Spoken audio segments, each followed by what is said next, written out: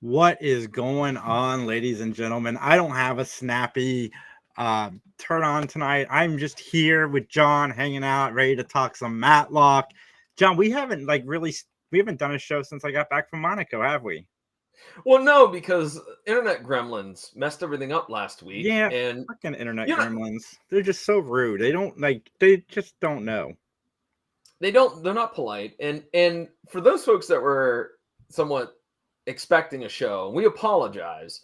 Your internet went down, and the thing was, you were trying to text me, but I had shut my phone off, and so I wasn't aware of what the situation was on your end, and I was on my end going, what the heck's going on here, So it was a big giant catastrophe, and we're happy to be back. So that's it. We think all the internet problems have been fixed. At least I hope so.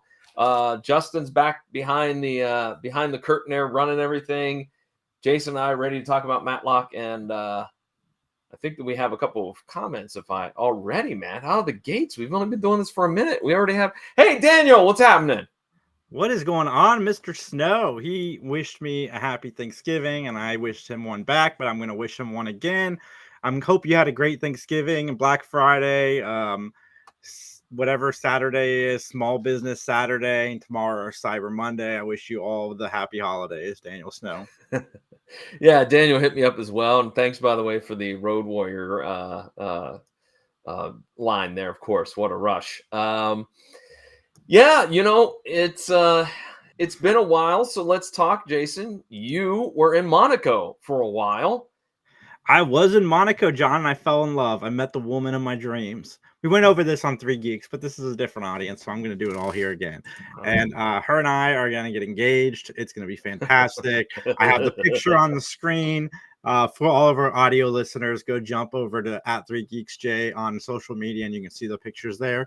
But yeah, her and I, we are happy as can be. Her eyes match my jacket, and it may or may not be the reflection of my jacket in her eyes, but that doesn't matter, John. What, in all honesty, what is that? It is an alien statue from the hotel that me and Justin stayed at. Okay. Dude, I met some of the awesomest people. There's a photo of me and a couple of them. Let's see, I got some more here.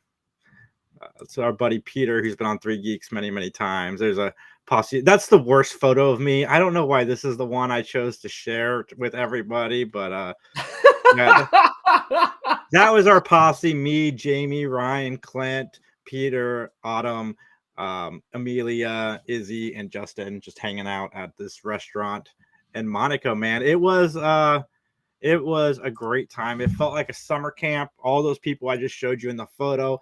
I don't know if you've met people where you suddenly click and it's like you've known each other forever. It was like that for every single one of them, and I think the feelings were very mutual. Justin and I have been talking to them daily since we got back, pretty much, and it's been a fun experience, man. I cannot wait to go back to Monaco next year and do it all again. No, wait. Excited. That's confirmed, right? You two are going back, correct? That is as confirmed as it can be at this moment. Yeah. Okay. We are going back, and we're super stoked about it. Justin, man, Justin was so popular. Justin was popular, I gotta say. I got to do karaoke, John. It was a lot of fun. Well, I looked up some information about Monaco because I knew just a little bit there, and I gotta say, I did not know it was one of the wealthiest countries on the face of the planet. $25,000 a month, I think, is what Justin told me to live there is. Yeah, it's outrageous, but it's cool that you got in on, because it was the first year that they did this, right? Mm-hmm. Okay, because I was gonna say, I guess I didn't think that wealthiest zip code in the world, says Justin. I just, like I said, I just wouldn't imagine, and this is no slam on comic book fans or at all, or comic book conventions. I just didn't think a comic book convention or pop culture convention would be in the wealthiest, country in the world. I would think they would be kind of snooty and drink tea with their pinky out and whatnot. Dude, it was a fascinating experience. The concept of splitting a check was so foreign to them. Like they didn't understand us wanting to split the check amongst each other. It was It was one of the best experiences of my life. I can't like express that enough. I'm so thankful to Lanny Serum for asking me and Justin to go, and it just was a good time. I'm Excellent. so happy that I got to go. Cool. Cool. I think we have another comment from our friend Daniel Snow. If Justin can put that up there, praying my First off, fiance. did we know he was engaged? Yeah, I did not know you were engaged, Daniel. To be honest with you, happy congratulations on that. I did not know that you were engaged. Our bad. I'll speak for both of us. We're sorry. Yeah, way to just casually announce that for us, and then he wrote, "My fiance will forgive me for buying the entire series of Gunsmoke." They'll forgive you, man. Always ask for forgiveness, not permission. Yeah. Remember, I've been divorced twice, Daniels. Don't take my advice. Yeah. Right. Yeah. All right, Jason, what you watching right now, man? What am I not watching, John? I'm watching it all, my friend. I am watching it all. I've been watching some really good Christmas movies. Hot Frosty on Netflix was surprisingly good. The title makes it sound like it's going to be awful. I thought it was going to be awful. I watched it on the flight and I enjoyed it. There's a new Lindsay Lohan movie that I really liked too. It's the last of her Netflix contract, and I didn't like the first two, but this one I kind of dug. I'm trying to think of what it was called. Hold on one second. I have it right here. It was called Our Little Secret. Was pretty good. And then I watched a rom-com on Amazon called Love Switch. Dude, that was funny. It was right after I was talking about how icky body switch movies are, but this one's about a husband and a wife switching spots, so the ickiness wasn't there. But the actor being when he's his wife in his body and when she is him in her body, the way they change their voices, and I laughed so much. I had no idea this movie existed. I'm sure nobody's seen it, but if you got that special someone and you want to watch a good and funny movie, I recommend Love Switch. It was a hidden gem for sure. Okay, well, I have something here that is kind of not per se TV or movie related. It's live entertainment. Okay, all right. Not this past Friday. You do yours first, and I got one more thing. Okay, all right. Not this past Friday, but the previous Friday, the 22nd of November.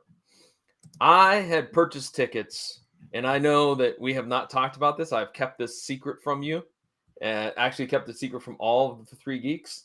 I went to go see a burlesque parody called The Empire Strips Back. It was fantastic. Let me just explain that. Now I know what you're saying. You're like, ooh, burlesque. That's a little spicy. It is. But it's also very campy. It was tongue in cheek. It was high energy. It was great. I cannot brag enough about how awesome this parody burlesque show is.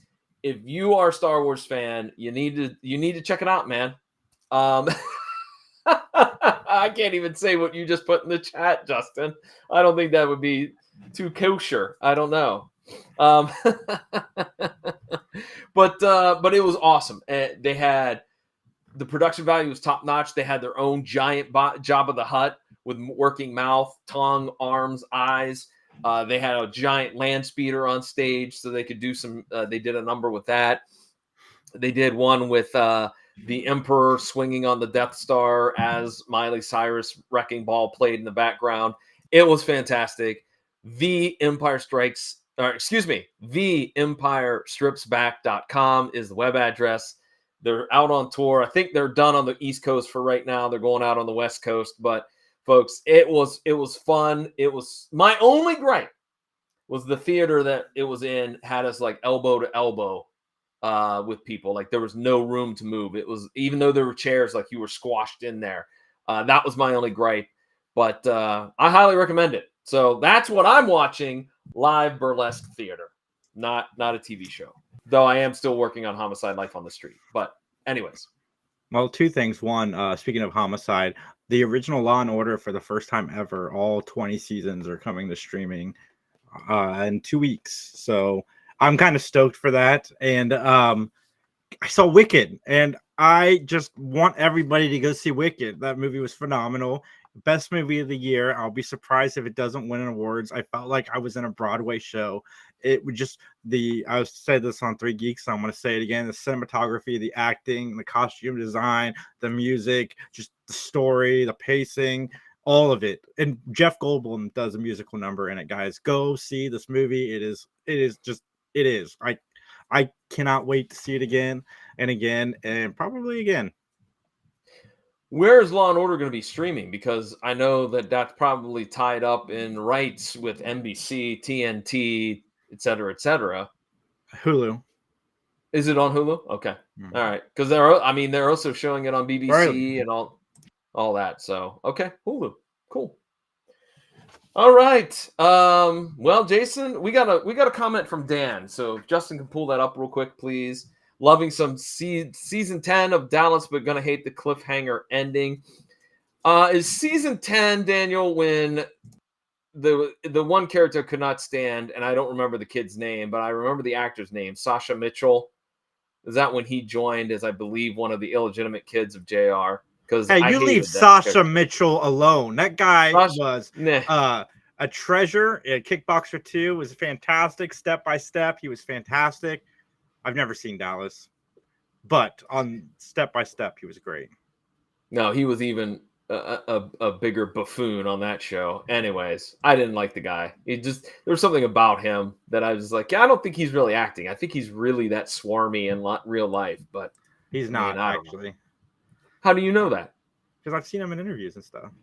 Oh, you've seen him in movies. I thought maybe you met him while you were in Monaco. I wish I had met Sasha Mitchell. I love Sasha Mitchell. All right. Well, enough of this bantering. Are you ready to get into our episode here of Matlock? I am, John. I am. Then let's go ahead and let's get into our opening statements. The name of the episode is The Strangler, and its original air date was October 25th, yes, 1991. It's very close to Halloween, which, though there's no Halloween tie-in whatsoever. But anyways, we do have a few guest stars, ladies and gentlemen. First, playing the role of Jeffrey Spidell is a gentleman by the name of Richard Gilliland. You may also know him as Purvis in Airplane 2, J.D. Shackelford on Designing Women, Dr. Avedon on Desperate Housewives, Mr. Reeves on Party of Five, Jeffrey Milgram on 30-something, Tom Stafford on Heartland, and many, many more TV shows and movies. He's got a very lengthy IMDb page. Absolutely. Rest in peace, first of all. Secondly, Airplane 2 is so underrated. I think Airplane 2 is so funny. I need a rewatch of Airplane 2. I really do. That's becoming more of a popular opinion now, Airplane 2 being underrated. But it is funny. It's not as good as the original, but it is still a funny movie. Rest in peace to Jim Abrams also. Yeah, you took the words right out of my mouth. I was going to say, rest in peace to Jim Abrams, who just died a couple days ago at, 79? I think so. I think he was somewhere in his late 70s, early 80s. Yeah, he was also in Murder, She Wrote. But not a Perry Mason. So, no. All right. Daniel's got another comment for us here. Season 10 is when Pam Ewing hit the tanker. Oh, I remember that. Okay. Oh, there were so many great cliffhangers in 80s soap operas. But you know what? Let's talk about another guest star here who has quite a few credits as well to her name. Her name is Catherine Cannon, and that name may sound familiar because she's done a lot of roles on Matlock. As a matter of fact, she was Linda Coolidge in Season 1, Episode 1, Diary of a Perfect Murder. She was also Dr. Sarah Perlman on Season 2, Episode 9, called The Best Friend. And she was Susan O'Malley, Season 4, Episode 20, also known as The Informer. But she also has played Felice Martin on Beverly Hills 90210. Dottie Dixon on Black Sheep Squadron. She's had one-offs on Mike Hammer, Empty Nest, Murder, She Wrote, and as I said, about 60 or 70 other credits to her name. All right, let's move on to our next one. Our next one is Stephen Gilborn, who will be playing the role of Leo Kasabian. He has done some work in the video game world as a voiceover actor in the Aliens Resurrection video game series. He's also starred as Judge Gilder in Evolution, Mr. Collins on The Wonder Years, Dr. Sam Livak in Dr. Dolittle, Uncle Rory on Buffy the Vampire Slayer, ADA Gavin Bullock on The Practice, Mark Breslin on one of your favorite shows, Two Guys, a Girl in a Pizza Place, Dr. Chris Carlisle in Get Real, and about 100 other roles as well. Yeah, man, rest in peace to him as well. He was in a Very Brady sequel, that is another underrated series of spoofs, is the Brady Bunch movie and the sequel. Well, let's talk about another individual. In fact, our final guest star is Dana Gladstone, who will be playing the role of Agent Freed, an FBI agent, by the way. He is also known as Prosecutor Hobbs in Season 2, Episode 6, The Power Brokers. And he played the role of Eric von Stromheim in several Young Indiana Jones projects. He's had roles in Hill Street Blues, Murder, She Wrote, Knight Rider, L.A. Law, New York, NYPD Blue, and a ton of other credits to his name as well. All right. Any comments on any of those guest stars, sir? Not really. Okay. I love Beverly Hills Cop 2. Where's Beverly Hills Cop 2? Was that where Dana Gladstone was in that? Yeah. Yeah, I remembered that. Is that the one with the bananas and the tailpipes, or is that the first one? I haven't seen them in a while. I need to go back and revisit them. I plan on doing it because I haven't watched the fourth one yet, and I've heard good things about the fourth one. So I plan on going back and watching at least the first two. Okay. All right. Well, Jason, it's time for me to ask the question. The only question that matters. Okay, testify!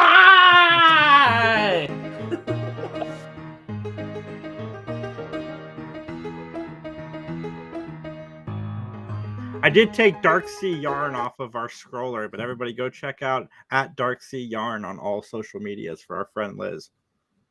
And by the way, don't forget that you can check us out on Facebook at Mattalk Podcast, and you can email us if you have any questions about this episode or any episode for that matter. And that was BNMATTALK and we at gmail.com, and we will be coming soon to Blue Sky. I'm going to set that up soon because I like Blue Sky. It makes me happy. Okay. All right. Daniel has another quick comment here. That was the first BHC. Beverly Hills Cop. John looks so confused reading that. Okay. Daniel.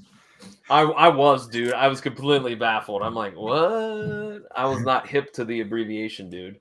Although, in fairness, Daniel, you should see when I take notes, because I take notes by hand in a notebook. My abbreviations are quite unusual as well. So I shouldn't be causing you flack. Anyways, the plot for this episode: The Strangler. Ben plays a game of cat and mouse with a murderer when he defends his accountant. Opening scene, we see MARTA, which is, by the way, MARTA is the mass transit system in Atlanta. All right. So it's a MARTA train. We see the skyline of Atlanta. We see an office building, and we go in to it, and we see that Ben is at his accountant's office, and he's doing an edit. Let's try that again. He's doing an audit. I'm sure Ben would much prefer to be editing something, not being audited. Wouldn't you say so, Jason? Yes, and I was really happy to see this because this is like the first piece of continuity we've had in this show, because a few episodes back he was getting his taxes done, and kind of get to see that payoff. That was last season, wasn't it? The end of last season that he was getting his taxes done. Anyway, it wasn't very many episodes ago, and we got to see his taxes getting done, and I thought that was, audited for the taxes that he had just gotten done. So I liked it, and plus we get to see how cheap he really is. That was 2 episodes ago. The Celebrity actually is where that started, where he had the shoebox and thousands of dollars. But I like that they started arguing about that you can't write off clothing. All right. And that Ben goes, a suit makes a statement. Yeah, $2,000 for the suits. Yikes. Yes. I also enjoy the fact that he's, oh, I got receipts. I'll bring receipts. And he says it in such a way like he's like, yeah, I receipts, I have those. Yes. Like, he doesn't. But he does. All right. We'll find that out soon. Well, we'll find that out. Should. Uh-oh. Here we got another Liz chiming in with some expertise here. Ben should listen to his tax professional just saying that suit is not a deduction.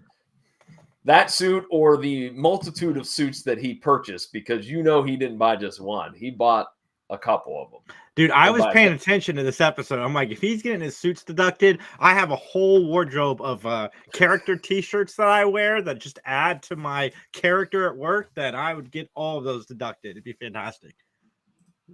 Justin just said his tailor is also his accountant. So, yeah, well, we go to a scene where Patricia, Downey, and Jeffrey, they emerge from her office. And Patricia says, I need to see Leo, because Leo was the accountant that Ben has. And basically, it is that, Patricia and Jeff, they have a thing going on. They have a thing. They're setting something up, a little sexy time. They're setting up 7:00 for dinner at the Fairview Hotel. And there you go. And then we cut to a scene where Leo is calming Ben down as they leave his office and walking to the door. He's like, don't worry about the audit. Everything will be fine. It'll be cool. Don't worry about it, et cetera, et cetera. I think we have another comment from Daniel.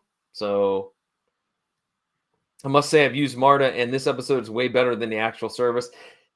I wasn't going to say anything because I took MARTA one time. I have a friend that lives in Atlanta, and my experience with MARTA was not great either. It was kind of a dumpy train, is all I'm going to say. I mean, I would say it's clearly not as good as Washington, D.C.'s subway. I think that's the nicest subway I've ever been on. So take that for what it's worth. All right. So we go into Patricia asking Leo to come into our office to discuss something. And basically she hits him with, hey, man, have you been embezzling money? Because I'm missing $12,000. And yet, according to your bank, you deposited $12,000 that day. And he's like, no, I didn't do it. It's got to be a computer error. I did not do it. No, absolutely not. And so they argue about it. And you get a hint that the secretary is eavesdropping outside, because obviously that's what you do as a secretary. And I think that that's pretty much foreshadowing that she's going to have a little something to say as time goes on in this episode.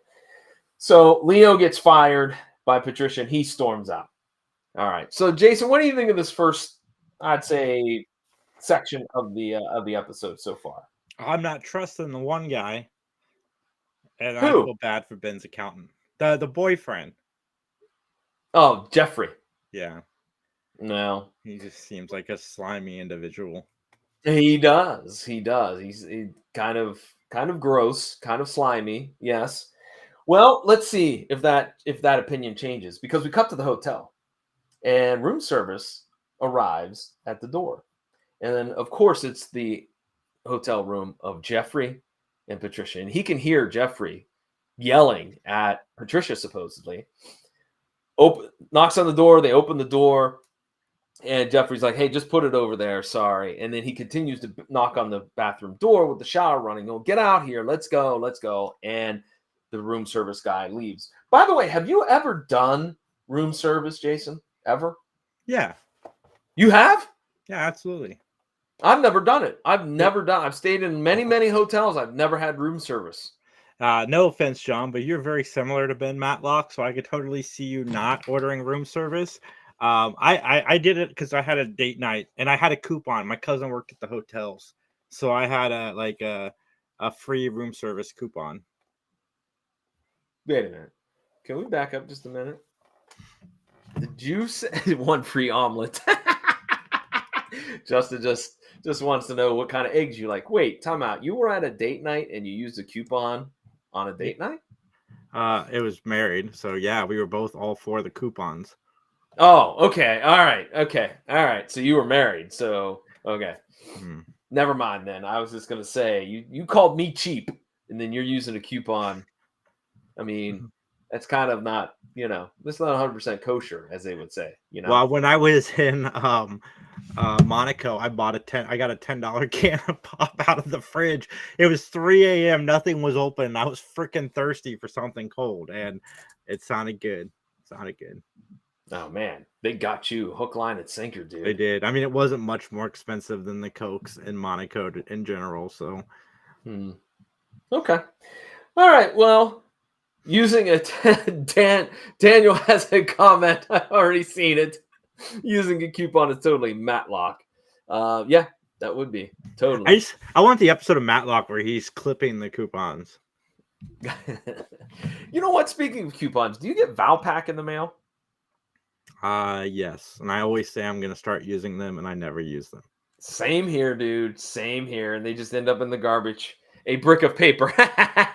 Yes, you are correct, Justin. It is like a brick of paper. You could probably kill somebody with that Valpak coupon envelope.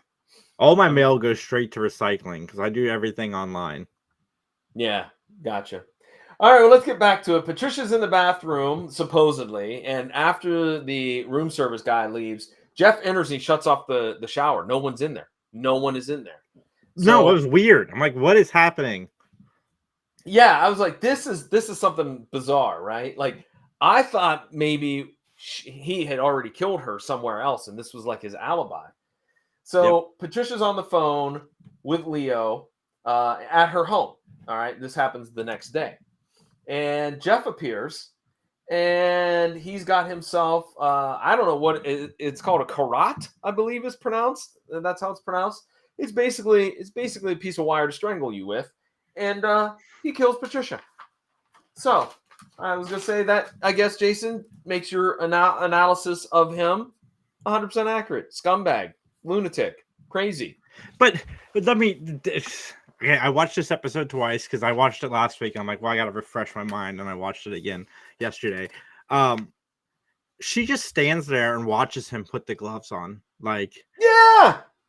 like what is Yes. happening? Like, leave. You're Yes, not that because far from the door. right, and that's the thing. Like, why are you putting gloves on inside the house? And it's the South, so it's not that cold out, anyways. I think you would have to use gloves. And you're in the kitchen.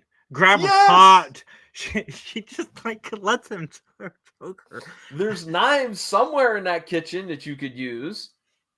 I don't know. I just thought, yeah, I'm with you on that. I was like, she's just sitting there watching him put gloves on. And she does ask him, what are you doing? I don't want to leave fingerprints. At that point, you should have been running. All right. You should have been running. You should not have had him. Because he even pulls the thing out, the karat out. And he's like, I'm like, dude. And technically, he doesn't really need to even worry about fingerprints because they were dating. So his fingerprints being there is explainable. Yes, you can explain that away. Now, his fingerprints on the karat, that, That's I don't fair. know. Yeah, I forgot. He does use that to try to set the other guy up. Yeah. But So, she just like stands there and watches him like it's a Broadway show. What are you doing? No. No. by the way, feel free if anybody's watching, if I'm not pronouncing that implement correctly, just throw it in the chat. Drop us a message. I think it's called karat, I think. Mhm. But anyways, well, Jason, after the murder of our friend, I can't remember her name, Patricia. Anyways, Patricia's dead. Leo arrives and he finds her dead on the floor. All right. Comment from Dan. Okay. All right. And comment from Liz. All right. Let's see. What is it? Let me get there. How bizarre. Totally an OMC reference. How bizarre. Do, do, do, do, do, do. Anyways, it's a garrote. They just said it weird. Okay. Thank you, Liz. Thank you very much. By the way, Daniel, I have in my past that song, How Bizarre, takes me back to an incident that happened when I was a young man that kind of was a little bit scary. It was a drunk driving incident, but more on that later, some other time. Or they could be saying carrot weird. That's what Justin said. But I'm going to trust Liz on this one. Bugs Bunny trying to kill people. Well, if you just make that left turn at Albuquerque. Anyways, so the cops arrive and they think it's a serial killer because the Roman numeral 2 is on their forehead. Brooks interviews Leo. Leo says, well, look, I mean, we did have an argument. She accused me of embezzlement. And then Albert Freed, the FBI agent, the G-man, if you will, arrives. And he's like, hey, this is a copycat. This is not the actual serial killer that we're looking for. But unbeknownst to Leo, they have found the murder weapon in his car. And so as he leaves, he is booked or arrested, excuse me. Comment from Dan. All right, let's see what Dan has to say here. I have that CD, sadly. Yes. It was a one-hit wonder of the 90s. It certainly was. How bizarre. All right. So the murder weapon was found in Leo's car, and then he's booked for murder. Mrs. McCardle's back. I knew you were going to hate this.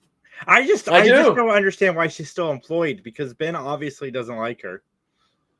Thank you. Another reason you and Ben are both so alike is neither one of you guys like her, but you would have fired her. Actually, you probably would never even hired her, but you definitely would have fired her by now. Correct. Yes. So Mrs. McCardle and Ben argue about receipts because McCardle, she said she recycled some of the receipts. I'm like, that's not a safe thing to do. You're supposed to shred them. Or at least rip them in half or into multiple little pieces. You just can't recycle credit card receipts out in the regular recycling. What's wrong with you? Anyways, so he's still mad that he can't, he being, of course, Ben, is still mad because he can't find the box of receipts. And she's like, look, I moved them into the closet because you don't put receipts in the kitchen. All right? You don't. And there's where I would agree with McCardle on that one. I don't believe that receipts should be in the kitchen. All right. So Leo calls and Ben goes to police headquarters. All right. So Leo and Ben discuss the facts of the case. Leo offers to do his taxes forever if he just would do this for free.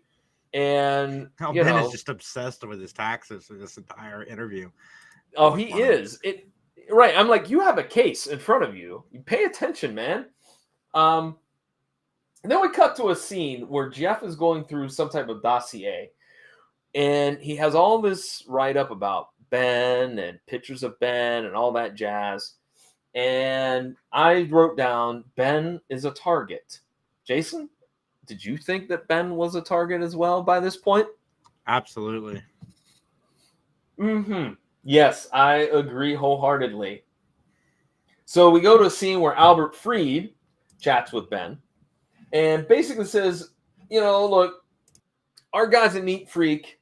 Men were his target. He smokes cigars. He carves the number 2 into their skin. But, this guy's got to be a copycat. He attacked a woman. He kind of doesn't, he's not as careful to clean up the scene, et cetera, et cetera, et cetera. So I was very concerned. I was very interested into what the Roman numeral 2 had to do with the mystery, to be honest with you.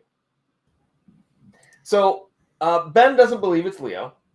And Conrad comes into the office and he chats with the secretary that was at the accountant's office, at Leo's office. And I like how her biggest concern is having to find another job. Not so much that Leo is convicted or been accused, of embezzlement. Not that Patricia's dead. Not that any of that other stuff. She's concerned about her own self. She is quite selfish, is she not? Hey, man, employment's important. Everybody's focused on the wrong things in this episode. Lady's watching herself get killed. Ben's obsessed with his taxes. This lady just wants to find out where she's going to work. I mean, that one I understand a little bit more. I'd be concerned too. Well, I wrote down here, she said, and I quote, it's a middle of a recession and I lost my job. I mean, I don't know. So CM, a.k.a. Conrad McMasters, he questions Edna. All right, and Edna regarding Patricia and Jeff's meeting the night before. Edna, of course, is the secretary. All right, we'll get to that, Justin, in just one quick moment here. We have another comment. Ben is at Spadel's office in the 2 chat, and I wrote down Jeff is really laying it thick. All right. He asked really about Ben's wife, which I thought this was really good. This was really well done because it was a slick move, get Ben off of his game. Andy Griffith did a great job of playing like he was hurt to talk about it. It was very well done. I thought it was good. Okay, now let's hear what Dan has to say here. Daniel, well, spoiler alert, but Ben will be a target. Well, I think most of us that are watching this presentation, this show, would probably have already figured that out. Yeah, he's going to be a target for sure. So Conrad, he talks to the room service guy, and then Ben and McCardle talk about the case. McCardle tells us, there's no trust with human beings. There's a very odd payment thing that goes on with Ben and Mrs. McCardle. I just don't get Mrs. McCardle. Sorry. I know you're going to give me flack on that, Jason, but again, it's fine. It's just that this episode was the point where I'm like, why doesn't Ben just fire? I don't understand. Yeah, I don't get it either because she's always like mouthing off, so to speak, and like trying to one up him or tell him how something is not done the right way. Yeah. All right, so we get Conrad making a phone call to Ben on his car phone. So that probably ran him $37 plus tax. Per minute. Per minute, yeah, of course. Can he write that off? We don't know anything about Conrad's taxes. I believe so, because it'd be a business call. It would be a business call. I think so. So, anyways, Ben bursts into Jeff's office, right? Like, he just barges in. And he was like, you were at the hotel the night before the murder, all right? You being suspicious. He throws all this stuff at him, and then eventually, like, Jeff raises his voice. It was like, I'm not taking this anymore. You're wrong, blah, blah, blah, blah. And Ben leaves, right? So the next scene that we see is a shot of Ben and Conrad coming out of Ben's house. And all of a sudden, Jeff rolls up in his Jaguar. And he tries to, I'm sorry, I didn't mean it. I've been under a lot of stress, blah, blah, blah, blah. But then when Ben brings up some facts and turns the conversation towards his way of thinking, Jeffrey's all of a sudden like snippy with him and then peels out in his Jaguar. All right. This I thought was going to be interesting because now he knows where Ben lives. And I'm like, I wonder what's going to happen. All right. So Jeffrey spills the beans about Leo meeting with Patricia, right? And and the comment, that angers Jeffrey, I knew I had it written down here, was that Ben said something about having Patricia locked in a shower. All right, and that angers Jeff, and that's when Jeffrey peels out after he already mentioned about the embezzling to Ben and that. So there you go. Sorry, I had to clean that one up. One thing though that they do mention, Ben mentions that Jeff's car is dirty, and there hasn't been any rain. All right, no rain, so you can't. That's right. All the spots, because as you know, you can never blame it on the rain, says Millie Vanilli. Well, they didn't really say it. Other people said it. Bravo! They just opened their mouths and moved them. Awesome. Anyways, we go back to...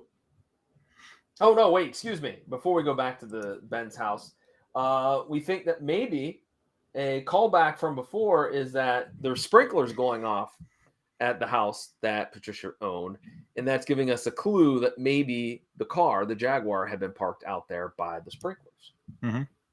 Now we go back to Ben's house, and McCardle is sweeping, and Ben and her again discuss the status of this. Man, if I was a judge or a prosecuting attorney, I would be like, hey, he runs his mouth to everybody about court stuff.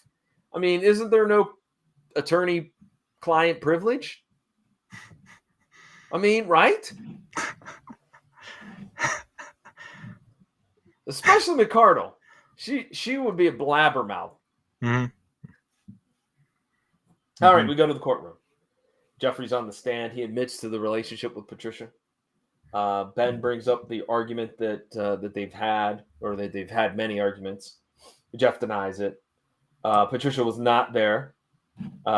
Jeffrey claims that Patricia switched from the hotel to a restaurant instead of, meeting at the hotel. And that Jeffrey has a picture of him, the chef of that restaurant, and, of course, Patricia. So there we go. There's some damning evidence for Ben. So then the other piece of evidence that's brought up is that the neighbor saw Jeff's car parked at Patricia's house around 7:15. But Jeff was like, that's not possible. My car was in the shop at Doug Harding Motors. So from that, we then go to a scene where it's the end of the day. There's a continuance or whatnot. And there's a just complete 3-ring circus outside with the press. All right. So let's get another comment from Dan. Girl, I'm going to miss you. How does it feel to be humiliated on the stand, Ben? Yeah. How's that feel, man? How's that feel? Anyways. Lousy. Yeah, lousy. I wanted them to turn it into a hip hop mix. Lousy. That would be a great mix. Or even techno music. That would even lousy. All right, we cut to Conrad going undercover to look for clues. All right, he's at the hotel. He finds cigars.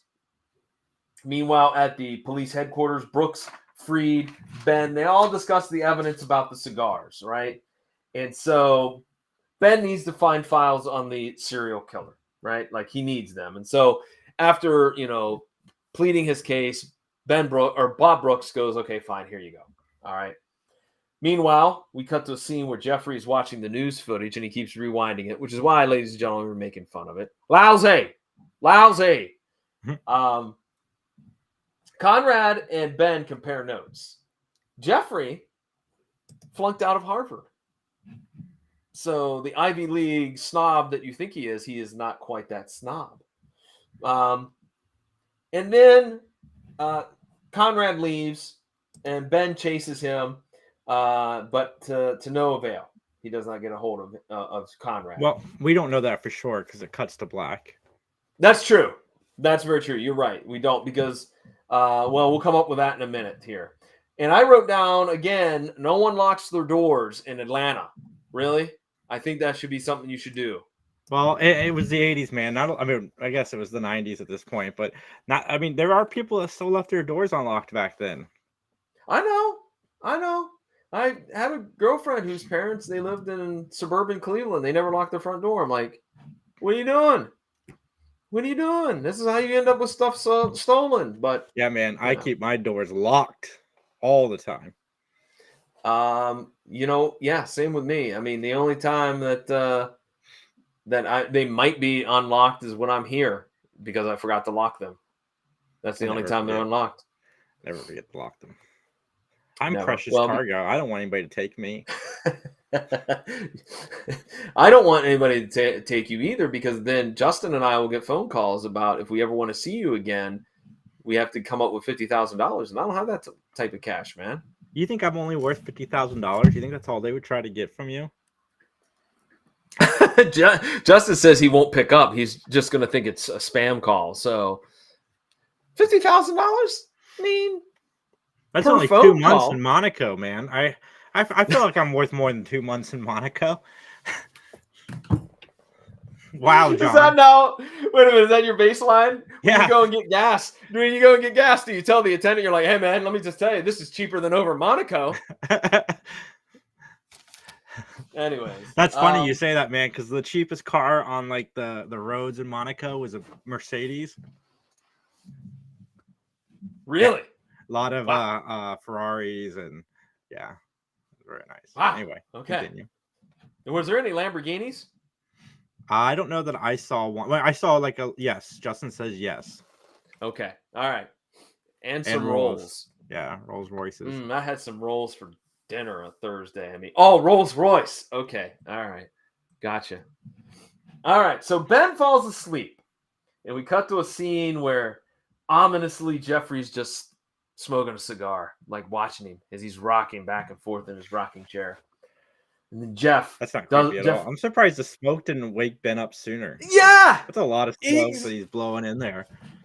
exactly. And I'm sorry if I'm going to offend anybody that's a cigar fan. I have several of my families, but cigar smoke stinks. I'm sorry, it does. Hey, I think I it's don't care. wonderful, and I've been so tempted to smoke a cigar since I've been in Monaco, and then watching that, it's just like, oh, so good. What is up, Corey? Sorry, I kind of jumped the gun on the chat. How you doing, buddy? We still got to get him on this show. We do. All right, so Jeff gloats like every maniacal bad guy does. He explains everything. His whole plan about like how Bond he wanted villain. him. Is he going to now take Ben and tie him up on the railroad tracks? I hope so. That would be awesome. And you know what?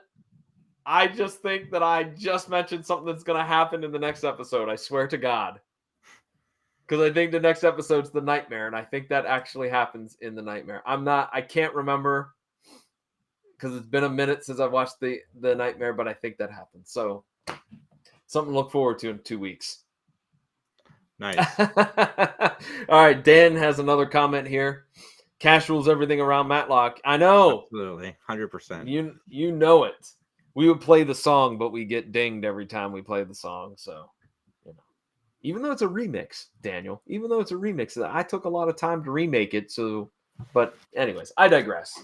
Let's get on with revealing master plans and whatnot. Is Jeff the copycat? That's my question, because they talk about something about like a councilwoman and then a Bill Davis that they died under mysterious consequence or situations. And it wasn't really clear. Were they victims of Jeff? I mean, I guess it's kind of left up to be a little bit nebulous. No, they were. I kind of picked up on that. Yeah, that's how I felt. Okay. Liz has a comment here. I don't think there's a railroad, but I am also excited for the nightmare. Okay. All right. I swore that I remember that, but all right. That's all right. We'll find out in a couple weeks. Jeff tries to strangle Ben. Yes, he does. And then the cops and Conrad burst in, man. It was all a setup. And I like how the Bob Brooks is like, I'll blow you to bits. Like, I'm like, yeah. I mean, they let him choke Ben for a minute. Yeah. They had to make sure that he was good and choked, if you will. We should go in there. Nah, he'll be fine. Just let him dirt for a couple more seconds. Yeah, we're good. And so actually that is pretty much, Google says it happens in the abduction in season 6. Justin, did you look that up? So there is a train track incident. Nice. That's why we have there was one. Yeah, fact checker. Awesome. This is why Justin rules. That's why he's the best producer in podcasting. And the most popular guy in Monaco. Yeah, I want to know why he's the most popular guy in Monaco. That's a story. Man. He was talk of the town. No, okay. All right. Well, I mean, and rightfully so. My question is, how did they lure Jeffrey to the house? Because they kind of overlooked that one. We now know that Ben tried to get a hold of Conrad, and it faded to another episode. I don't think they lured him into the house. I think they kind of figured that he was going to come for him because they figured out his MO. Like, he likes to humiliate. Ben figured out that he likes to humiliate people, and then he goes in for the kill. So he probably just assumed that he would show up eventually at night. Okay. Well, Brooks tells Ben that the case is not 100% locked up because Jeff didn't really admit to anything. All right. The way he worded things, could have been taken as just, conjecture, or it's actually, something that he was interested in doing. So I wrote down he is the South Side Strangler. Yeah, he definitely is. But no, because they said we can get him on attempted murder. Yeah, right. Which that still would probably be a hefty sentence. I mean, right? I mean, attempted murder. I mean, it's I would not think murder so. 1 or murder 2. So, but Ben has an idea. So we go to the courtroom. Jeffrey's on the stand again. So Jeffrey rented a different Jag to throw Ben off the scent. All right. Just like he did with the hotel in the shower and all that jazz. This was all elaborate ruse. But Ben's prepared. Ben has contacted the dealership, which, if I remember correctly, is out of town. It's out in Savannah, if I remember correctly. He rented a different Jaguar. So that, in fact, his Jaguar was in the shop, but he had another Jaguar. That's why there was the scene of his car being parked out front of Patricia's house. And so that leads to the big face-off between Jeffrey and Ben Matlock, which ends up with Ben getting the victory and Jeffrey going off to jail. All right. Is there anything that I missed? No, man. You covered it pretty well. All right. With that, then, ladies and gentlemen, let's get into our closing statements. This is the part of the podcast where John and I will rate the show on a gavel system. 1 gavel means we did not really enjoy it. 5 gavels means we loved it. Positive 100 gavels means John and I are retiring and moving to Monaco. I'm going to go first, and I give this episode a 5. It was a lot of fun. I kind of wish this had been a 2-parter because I think there's more they could have explored within the story. But it hit all the right bells for me, and it was a really fast watch. I really dug it. Yeah, I mean, I really dug it. The marks on the forehead reminded me of the movie The Frighteners with Michael J. Fox. Have you ever seen that? No. Peter Jackson directed. No. But yeah, it was good stuff. Well, they did mention, Ben mentioned in one of his face-offs with Jeffrey, I think it was the one when he was going to be choked in his bedroom, that meant plaintiff, like it was Greek for some plaintiff designation. So you gave it 5. I'm with 5. you. A rare 5 for me. Yep. I'm going with a 5 as well. I thought it was a great opponent for Ben. I liked that there was somebody that could almost beat him. I thought the twists and turns were good. I thought Richard Gilliland did a fantastic job as Jeffrey. I thought he was creepy when he had to be creepy. He was maniacal.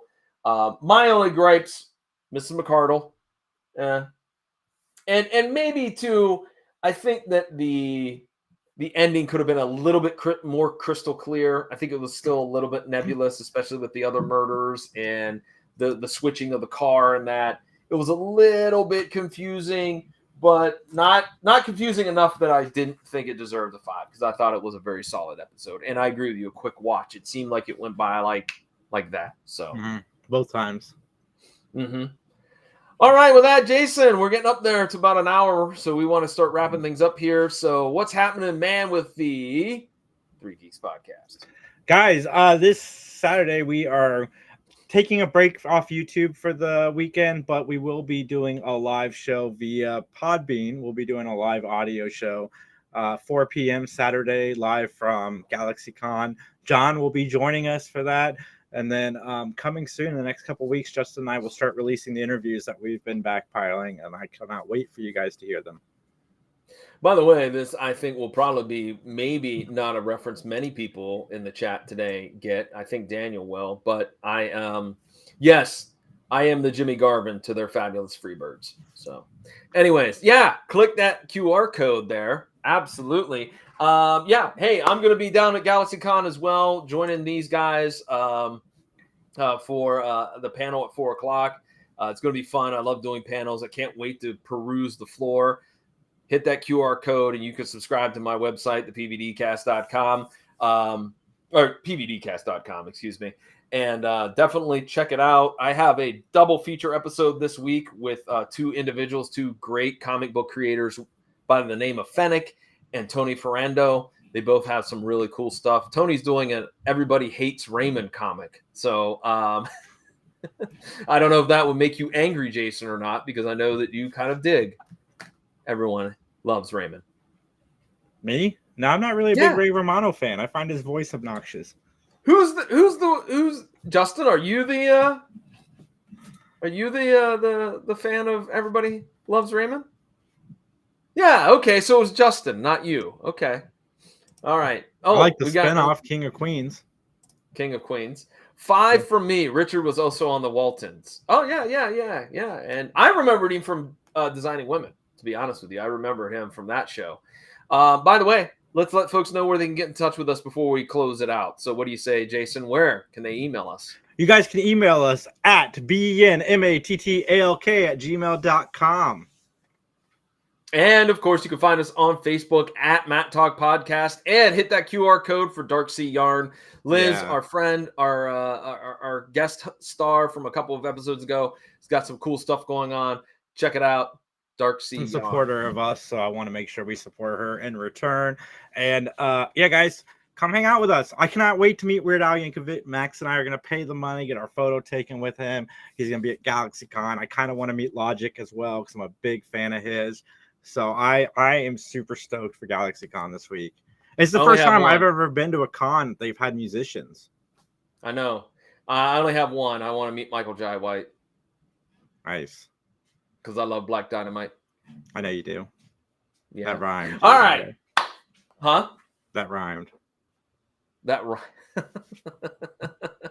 All right. Anyways, with that, then let's get on out of here, Jason. All right. As they say in court, nothing further.